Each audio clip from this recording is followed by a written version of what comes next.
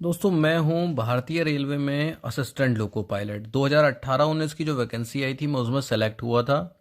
और इस वीडियो में मैं आपको अपना एक्सपीरियंस शेयर करूंगा कि कैसे आप रेलवे में लोको पायलट बन सकते हैं, कैसे आपको तैयारी करनी है, किन पॉइंट्स पर आपको ध्यान देना है और दूसरों ने क्या क्या गलतियां की जो आप ना करें। इस वीडियो में हम और भी बहुत सारी चीजें देखेंगे, जैसे कि लोको पायलट में कौन कौन फॉर्म भर सकते हैं, क्या उनकी सैलरी होती है, कैसे आप अपनी तैयारी शुरू कर सकते हैं, क्या क्या स्टेजेस होती हैं। साथ ही साथ लोको पायलट के जो अलग अलग एग्जाम आएंगे, CBT 1 CBT 2, उनका क्या क्या सिलेबस होगा, एक एक पॉइंट पूरा सिलेबस मैं आपको बताऊंगा। साथ ही साथ किन किन बुक्स को आपको पढ़ना है, रेफर करना है, कौन कौन सी बुक्स आपको ये नौकरी दिलवाएंगी, ये सब भी मैं आपको इस वीडियो में बताऊंगा। फिलहाल इस वीडियो को शुरू करते हैं बिना टाइम वेस्ट किए। 2018-19 की वैकेंसी के बाद अब 2024 में पूरे पूरे चांस हैं रेलवे में लोको पायलट की वैकेंसी निकलने का, क्योंकि चुनाव भी आने वाले हैं। और इस वीडियो में हम सिर्फ 6 महीने की बात करेंगे कि 6 महीने में इस एग्जाम की तैयारी किस तरह से करनी है। आप में से दोस्तों बहुत सारे लोग ऐसे होंगे जो SSC की या और किसी एग्जाम की, दरोगा वगैरह की तैयारी कर रहे होंगे या करी होगी। समझ लो अगर आपने तैयारी की है तो आपको तो कोई दिक्कत आने वाली है ही नहीं रेलवे में। पर जिन्होंने तैयारी नहीं की, जो फ्रेशर हैं या जो पढ़ने में थोड़े से कमजोर हैं, ये उनके लिए है। ठीक है, सबसे पहले एलिजिबिलिटी की बात कर ली जाए कि इस फॉर्म को कौन कौन भर सकता है। तो जब भी ये फॉर्म आते हैं तो इसमें ALP और टेक्नीशियन दो जॉब निकलती हैं। टेक्नीशियन में कुछ जो पोस्ट होती हैं उसमें 12th पास मांगा जाता है, और जो बची हुई कुछ पोस्ट होती हैं उसमें ITI ही मांगा जाता है। ध्यान रखना, टेक्नीशियन की जो ITI वाली पोस्ट है उसमें सिर्फ ITI वाले ही भर सकते हैं, बीटेक वगैरह वाले नहीं भर सकते। पर जो असिस्टेंट लोको पायलट की जो पोस्ट होती हैं उसमें क्या क्या मांगते हैं या कौन कौन उसको भर सकता है, उसको आप 10th के बाद जिसने ITI की हो वो भी भर सकता है। 11th 12th के बाद की हो तब तो भर ही सकते हो, पर अगर जिसने 10th के बाद भी ITI कर ली हो वो भी भर सकता है। डिप्लोमा किया हो या फिर बीटेक किया हो वो सब भर सकते हैं, बशर्ते आपकी कंप्यूटर साइंस ब्रांच ना हो। कंप्यूटर साइंस को अलाउ नहीं करते हैं। बहुत से बच्चे सवाल पूछते हैं कि आर्ट्स कॉमर्स वाले भी भर सकते हैं क्या। तो दोस्तों जब हम कॉमर्स सब्जेक्ट लेते हैं तो वो किस क्लास से लेते हैं, वो 11th 12th में लेते हैं। पर अगर आपने ITI कर लिया है तो कुछ दिक्कत नहीं है, आप 10th के और ITI के अपने डॉक्यूमेंट्स लगा देना और आप एलिजिबल हो जाएंगे। ठीक है, सैलरी की बात करी जाए तो देखिए, सरकारी नौकरियों में ये ग्रुप C की नौकरी है और सरकारी नौकरियों में ग्रेड पे चलता है। जैसे कि पुलिस की बात करें तो सिपाही का ग्रेड पे होता है 1900 और दरोगा का ग्रेड पे होता है 4200। ऐसे ही यहाँ पर रेलवे में असिस्टेंट लोको पायलट का ग्रेड पे होता है 1900 और लोको पायलट का ग्रेड पे होता है 4200। लोको पायलट प्रमोशन के बाद बनते हैं। सबसे पहले आप भर्ती होंगे 1900 ग्रेड पर, जिसकी की तनख्वाह 33-34 हजार होगी। पर क्योंकि आप ट्रेन चलाएंगे और ट्रेन चलाने पर जो किलोमीटर बनते हैं उसके रुपए अलग से मिलते हैं अलाउंस के तौर पर, तो कुल मिला के आपकी तनख्वाह 50,000 या फिर इससे भी 10-15 हजार रुपए ऊपर हो सकती है। डिपेंड करता है आप कितनी ट्रेन चलाते हैं। रेलवे में यही हिसाब चलता है। मान लीजिए आपकी नाइट ड्यूटी ज़्यादा लग रही है तो नाइट के कुछ भत्ते मिलते हैं, किलोमीटर के कुछ भत्ते मिलते हैं, और ये सब भत्ते छोटे छोटे भत्ते जुड़ के सैलरी थोड़ी सी ज़्यादा हो जाती है। तो 50-60 हजार आप मान के चलो कि आप जब असिस्टेंट लोको पायलट बनेंगे तो आपको 50-60 हजार रुपये तनख्वाह मिलेगी। क्या आपको पेंशन मिलेगी क्योंकि ये सरकारी नौकरी है? नहीं, पेंशन नहीं मिलेगी जैसे पहले मिलती थी। अब अलग स्कीम आ गई है, अब न्यू पेंशन स्कीम आ गई जिसको कि हम NPS बोलते हैं। इसमें क्या होगा, आपकी सैलरी से रुपए कटते जाएंगे और बुढ़ापे में जब वो इकट्ठे हो जाएंगे तो वही रुपए आपको वापस कर दिए जाएंगे पेंशन के तौर पर। प्रमोशन का क्या समय फिक्स होता है कि हम कब लोको पायलट बन जाएंगे? नहीं, ये ऐसा होता है, मान लीजिए 50 लोको पायलट और 50 ALP हैं। अब जब 50 लोको पायलट में से 5 रिटायर हो गए तो 5 की जगह खाली हो गई, तो 5 असिस्टेंट लोको पायलट को प्रमोट कर देंगे, ये लोको पायलट बना देंगे। तो इसी तरह से जैसे जैसे ऊपर वाले रिटायर होते जाते हैं ऐसे ही नीचे वाले प्रमोट होते जाते हैं। 5 साल भी लग जाते हैं, 10 साल भी लग जाते हैं, 15 साल भी लग जाते हैं, 3 साल भी लग जाते हैं, कोई फिक्स नहीं होता। पर हाँ, जब आप लोको पायलट बन जाएंगे तब आपकी तनख्वाह 80,000 से 1 लाख के बीच में तो रहेगी रहेगी। और अगर आप ज़्यादा ट्रेन चलाते हैं, ज़्यादा किलोमीटर बनते हैं, तो आपकी तनख्वाह 1.25 लाख के आसपास या 1,10,000 1,20,000 भी बन जाएगी। पर बहुत से बच्चे इसमें बड़े खुश होते हैं कि इतनी तनख्वाह होती है, तो भैया उतना इनकम टैक्स भी कट जाता है, ऐसी चिंता वाली कोई बात नहीं है। अब जो बच्चे SSC की तैयारी कर रहे हैं या दूसरे एग्जाम की तैयारी कर रहे हैं उनकी तो तैयारी है ही पूरी। SSC समझो रेलवे, SSC और रेलवे का सिमिलर समझो, सिर्फ SSC में से इंग्लिश हटा दो, समझो बचा हुआ सिलेबस रेलवे का हो गया। पर जिन बच्चों ने अभी कहीं कोचिंग नहीं लगा रखी, कहीं एसएससी की तैयारी नहीं करी, कुछ तो ऐसे ही होंगे जो फ्रेश होंगे, बिल्कुल पास होके आए हैं, वो कैसे करें तैयारी? तो भैया ये समझ लो, अब आपको अगले 6 महीने तक डेली 5-6 घंटे पढ़ना है। जब आप 5-6 घंटे पढ़ोगे ना, तो आप खुद मानोगे कि 5-6 घंटे भी कम है। आप कहोगे 5-6 घंटे में तो 2 ही 3 टॉपिक हो पाते हैं। ठीक है, तो पर शुरुआत करनी है 2 घंटे, 3 घंटे, 4 घंटे से, और जब आपको अच्छा लगने लगेगा तो आपका समय खुद बढ़ता जाएगा पढ़ने का। इसके अलावा कोई टेंशन नहीं लेनी। खूब खेलना कूदना है। शाम को अगर आप क्रिकेट खेलते हो, क्रिकेट खेलो। बैडमिंटन खेलते हो, बैडमिंटन खेलो। अगर कोई दावत है, पार्टी है, शादी है, ये मत करो अरे मैं तो मत पढ़ना है, मैं शादी में नहीं आ पाऊंगा ना। हर शादी में जाओ, हर पार्टी में जाओ। इससे क्या होगा? आपका मन खुश रहेगा, आपका मानसिक संतुलन अच्छा बना रहेगा, आपका मन खुश रहेगा। आप खुश रहोगे, स्वस्थ रहोगे, तो अच्छा पढ़ पाओगे। अच्छा पढ़ोगे का मतलब है आपका दिमाग अच्छा चलेगा, अच्छे से सवाल कर पाओगे, कम मेहनत में अच्छा याद होगा। दूसरा तरीका, बेस्ट तरीका मैं बताता हूँ, जो कि मेरा पर्सनल एक्सपीरियंस था। बच्चों को ट्यूशन पढ़ाने लग जाओ भैया, आपकी तैयारी समझ लो अपने आप हो जाएगी। बहुत से बच्चे सोचते हैं हम कोचिंग करेंगे। अरे कोचिंग पढ़ाओ, आप ट्यूशन पढ़ाओ छोटे बच्चों को, 6 से 10 तक वालों को पढ़ा लो मैथ। आपको समझ लो, अगर आपने 6 से 10 तक बच्चों को मैथ पढ़ा ली 2-3 साल 4 साल, तो समझ लो आपने किसी भी एग्जाम की मैथ कर लोगे। ठीक है, तो भैया बच्चे पकड़ लो, पैसे भी मिलेंगे और आपकी तैयारी भी चलेगी। मैथ और साइंस पर फोकस रखना 6 से 10 तक। मैं आपको अपना एक्सपीरियंस बताता हूँ। मैंने 12th के पास करने के बाद मेरे फिजिक्स में बहुत कम नंबर आए थे, तो मुझे बड़ा दुख लगा था। तो मैंने गर्मियों की छुट्टी में फिजिक्स की किताब 2-3 बार पढ़ डाली। तो इसके बाद मुझे बहुत अच्छी समझ में आ गई। इसके बाद मैंने ट्यूशन पढ़ाने शुरू कर दिए, पहले 11th वालों को, फिर 12th वालों को भी। 1 साल पढ़ाया, 2 साल पढ़ाया, 3 साल पढ़ाया, मैंने करीब 6-7 साल पढ़ाया। जब तक मेरी कंप्लीट हुई पढ़ाई, तब तक मैं पढ़ाता रहा। पढ़ाई करने के बाद जब ये रेलवे की वैकेंसी निकली, तो मैंने मजे मजे में भर दिया था। मैं मजे मजे में पेपर दे आया था। पर मेरा पेपर बहुत अच्छा हुआ, हर एग्जाम में बहुत अच्छे नंबर आए, और उसका एक ही कारण था कि मैं ट्यूशन पढ़ाता था। जब मेरा पहला एग्जाम पास हुआ, तो मुझे मोटिवेशन मिला कि भाई मेरा निकल सकता है। भाई वरना सरकारी नौकरी के लिए दिमाग में क्या होता है कि आपको बहुत पढ़ना पड़ेगा, कोचिंग पढ़नी पड़ेगी। जब मैंने पहला एग्जाम दिया, मैं उसमें पास हुआ, तो मैं मोटिवेट हुआ। इसके बाद मैंने पढ़ाई शुरू करी घर पे। वाकई में मैंने पढ़ाई शुरू करी, फिर सारे एग्जाम निकाले। पर पहला एग्जाम मेरे ट्यूशन के बल पे ही निकला था, और इसी का मुझे फायदा हर एग्जाम में भी मिला। आप सब्जेक्ट वाइज कॉपी बनाओ, साफ साफ नोट्स बनाओ। कोई भी यूट्यूब चैनल पकड़ लो, कोई भी जिसने सिलेबस कंप्लीट करा रखा हो वो। जैसे जरूरी भी नहीं है कि एक ही चैनल से सारे सब्जेक्ट पढ़ो।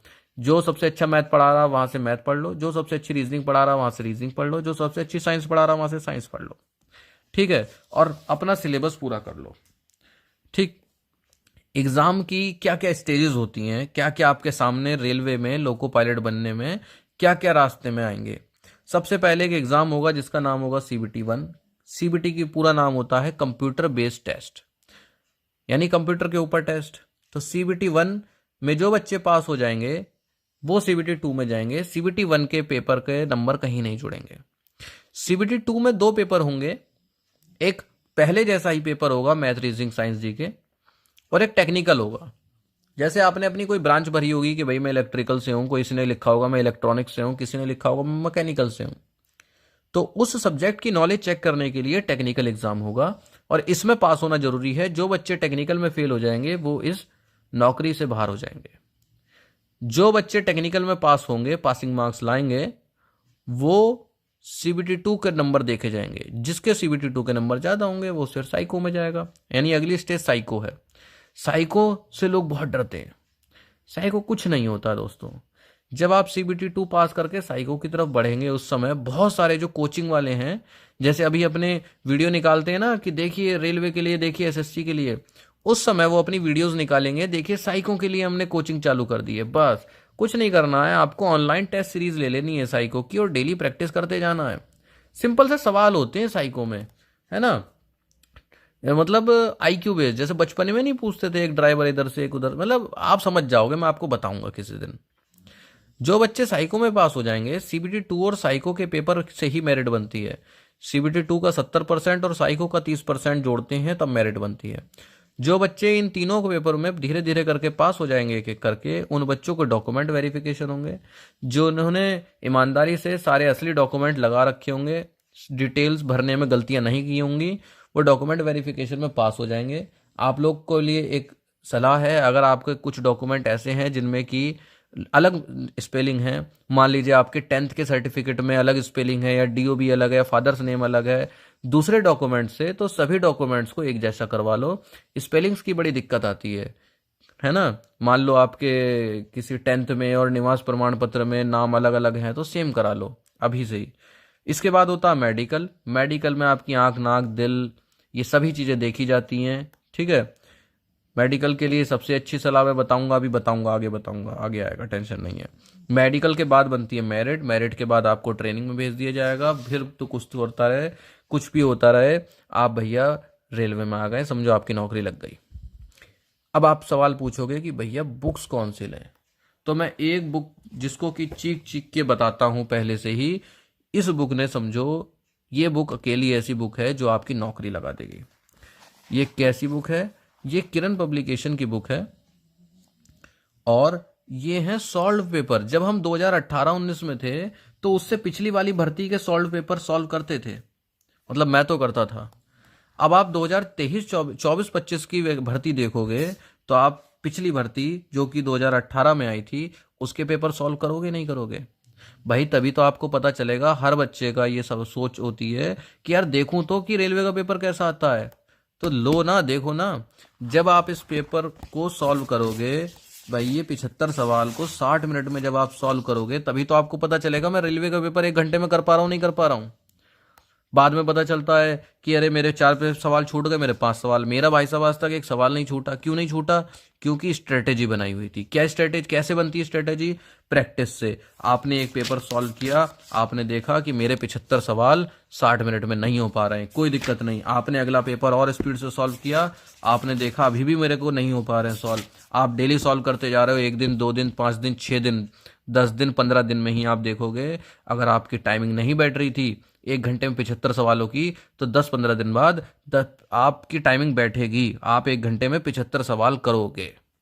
ठीक है, जब आप ये सब कर लोगे, 1 महीने प्रैक्टिस कर लोगे, तब आप बहुत कॉन्फिडेंस के साथ एग्जाम पेपर में बैठोगे, और आप 60 मिनट के आप 55 मिनट में बैठोगे 75 सवाल। आप कहोगे मुझे तो टाइम एक्स्ट्रा पड़ गया। ये किरण पब्लिकेशन की बुक है जिसमें कि प्रीवियस ईयर के क्वेश्चन पेपर है, कहीं से खरीद लो भैया, चाहे आप दुकान से ले आओ, ऑनलाइन ले आओ, कहीं से ले आओ, वो आपकी मर्जी है। ठीक है, मेरा काम है सलाह देना, क्योंकि मैंने भी खरीदी थी। इसके अलावा अगर आपको फिर टॉपिक वाइज पढ़ना है तो आप चाहे तो इनकी मैथ की किताब ले लो, रीजनिंग की किताब ले लो, है ना, मैथ की भी है मेरे पास। ठीक है, मैथ की भी है। टॉपिक वाइज सवाल चलेंगे, टॉपिक वाइज सवाल करने में फायदा क्या होता है? आपको ट्रिक्स की जरूरत नहीं पड़ती, आपको ट्रिक्स की जरूरत नहीं पड़ती। आप सॉल्व करते करते सेम फॉर्मूले से 10 सवाल सॉल्व करोगे तो आपको खुद ही आ जाएगा। एक इनकी ये बुक भी आती है, इसमें पुराने पुराने दिनों में जो सवाल आते थे, मैं इससे सोशल जीके से, हिस्ट्री से, ज्योग्राफी से, पॉलिटी से, साइंस से, ये सारे सवाल इनमें हैं। ठीक है, सार संग्रह नाम से है। ठीक, और जो प्रीवियस ईयर वाली क्वेश्चन पेपर वाली किताब है वो तो भाई साहब आप ले लो। नौकरी का सवाल है, लोग नौकरी लगाने के लिए, आपने देखा होगा ना, बहुत सी जगहों पे आपने देखा होगा पैसे देते हैं लोग, कई कई लाख रुपए दे देते हैं नौकरी लगाने के लिए। किताबें तो मस्त हैं। मेरा कसम से बता रहा हूँ, कसम से, मेरे कमरे की अलमारी पूरी भरी होती है किताबों से। अब नहीं भरी होती, तब भरी होती थी। मैं जो फॉर्म भरता था, उस फॉर्म, जैसे मान लो मैंने रेलवे का भरा, तो मैं रेलवे से रिलेटेड बहुत सारी किताबें ले आता था। मैंने कभी बैंक का पेपर नहीं दिया, पर मैं बैंक की किताबें लेके आया, है ना। समझ लो मैं मेरा कमरा लाइब्रेरी बन सकता था। तो किताबें बहुत जरूरी होती हैं। ठीक है, किताबें बहुत जरूरी होती हैं। तो आप ये किरण पब्लिकेशन की प्रीवियस ईयर वाली कहीं से भी ले सकते हो, जरूर रखना। इससे आपको अपना लेवल पता चलेगा। इंग्लिश में देखो लेवल सुनने में कितना अच्छा लग रहा है, अगर मैं हिंदी में बोलूं तो आपको अपनी औकात पता चलेगी प्रीवियस ईयर से, है ना। आपको पता चलेगा कि आपके 75 में से कितने नंबर आ रहे हैं घंटे में, क्या आप नौकरी ले पाओगे या नहीं ले पाओगे। आप देखोगे कि अगर 75 में से 55 नंबर आ रहे हैं तो आप किस सब्जेक्ट में पीछे रह जा रहे हैं, आप मैथ में कितना समय लगा रहे हैं, आप रीजनिंग में कितना समय लगा रहे हैं, क्योंकि साइंस और जीके में उतना समय नहीं लगता जितना मैथ रीजनिंग में लगता है। आपको प्रैक्टिस कर करके मैथ और रीजनिंग में समय को कम लाना पड़ेगा। अब बात करते हैं CBT 1। CBT 1 में 4 सब्जेक्ट आएंगे, मैथ रीजनिंग साइंस जीके। इस जीके के अंदर हिस्ट्री ज्योग्राफी पॉलिटी सब घुस जाएगी। टोटल सवाल बैठेंगे 75 नंबर का ये पेपर होगा और समय मिलेगा सिर्फ 60 मिनट। यही खेल है, इसीलिए मैं कह रहा हूं प्रीवियस ईयर के जो क्वेश्चन पेपर हैं उसको प्रैक्टिस करो। किस लिए? स्पीड बनाने के लिए। पेपर होने के बाद आप ये ना कहो यार मेरे 5 सवाल छूट गए, बस वही नहीं होना चाहिए। ठीक है, निगेटिव मार्किंग भी होती है 1/3 की। ठीक है, ये क्वालिफाइंग एग्जाम होता है, यानी कि इसमें सिर्फ पास होना होता है। आप चाहे 75 में से 75 ले आओ या 75 में से 60, अगर दोनों लोग पास हैं तो दोनों लोग पास हो जाएंगे, कोई फर्क नहीं पड़ेगा। जो पेपर में मेरिट में नंबर जुड़ते हैं वो CBT 2 के जुड़ते हैं। तो CBT 1 में देखो 20 नंबर मैथ के, 25 नंबर रीजनिंग के और 20 साइंस के। यानी अगर सिर्फ आप 3 सब्जेक्ट पकड़ के चलो, मैथ रीजनिंग साइंस, 75 में से 65 नंबर की मैथ रीजनिंग साइंस। रेलवे का सिंपल सा मोटो है, मतलब मैं अपनी तरफ से डायलॉग पेल रहा हूं कि अगर आपने मैथ रीजनिंग साइंस अच्छी कर ली, स्पीड बना ली, एक्यूरेसी बना ली, समझो रेलवे का एग्जाम आपका गारंटी से निकल गया। जीके की तरफ कोई खास देखने की जरूरत नहीं है, आप उसको कोई ऐसी ट्रिक से भी यूज सीख सकते हो, छोटे मोटे से। ठीक है, पर जिसकी तरफ आपको ध्यान देना है वो क्या है? Math reasoning science. जरा CBT 2 देखो, जो कि आपकी नौकरी लगवाएगा। यही वो पेपर है जो आपकी नौकरी लगवाएगा। कितने नंबर के सवाल हैं? 100 सवाल हैं। कितना समय है? 90। अब भी आपको स्पीड जो है बढ़ानी पड़ेगी। 25 number math, 25 number reasoning, 40 number science. 40 भाई साहब, 40।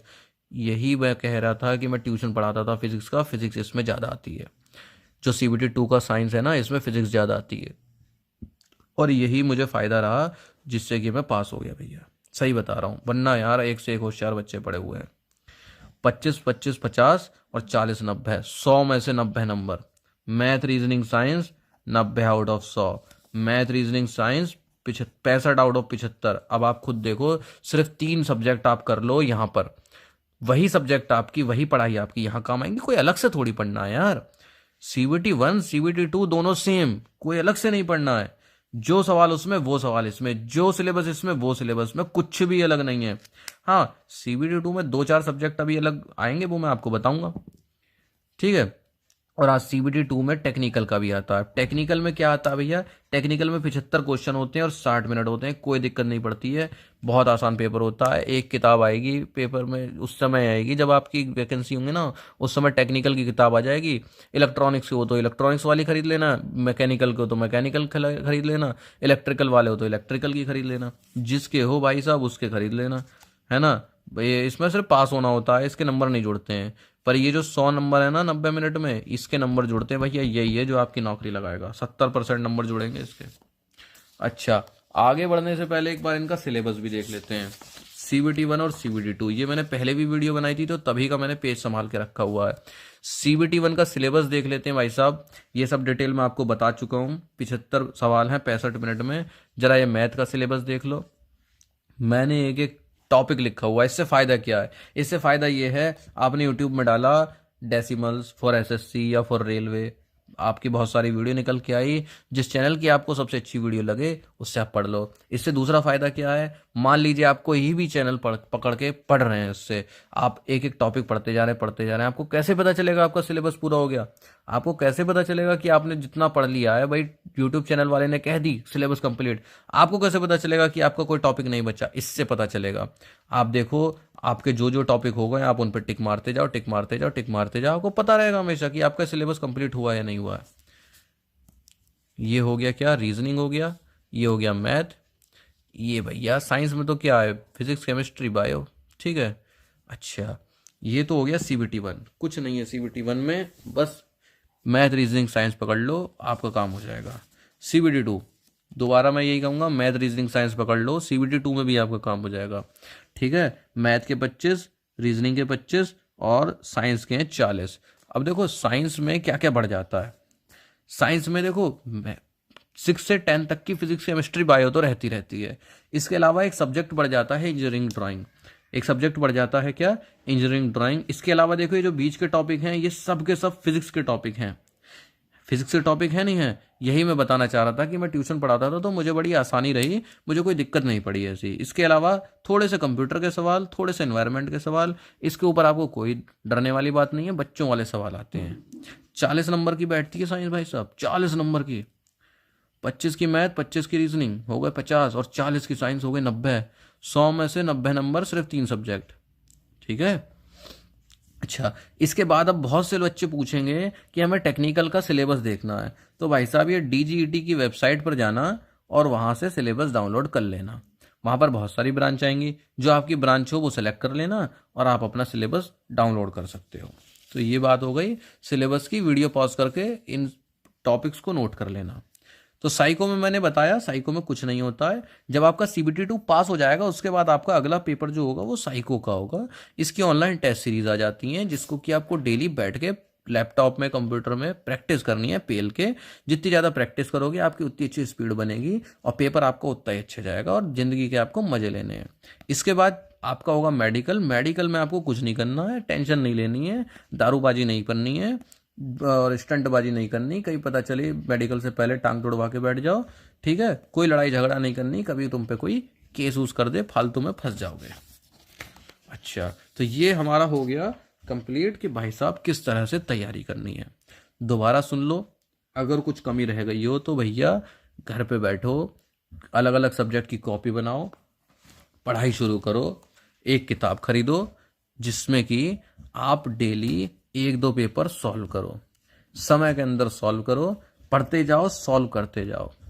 1 महीने बाद आप देखो कि आप 60 मिनट के अंदर 75 सवाल अटेम्प्ट कर पा रहे हो नहीं कर पा रहे हो, आप अपने मार्क्स बढ़ा पा रहे हो नहीं बढ़ा पा रहे हो।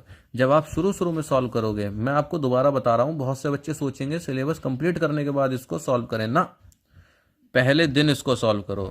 पहले दिन आपका क्या लेवल था वो नोट करो, और 20, 25, 30 दिन बाद, 1-2 महीने बाद जब आप सिलेबस कंप्लीट कर लो, आप मैथ, रीजनिंग, साइंस पढ़ लो, उसके बाद आपका क्या लेवल हो गया है वो नोट करो। देखो आपकी शुरू में आपके कहीं मतलब 75 में से 50 नंबर आ रहे थे, बाद में 75 में से 60-65 आ रहे हैं या नहीं आ रहे हैं।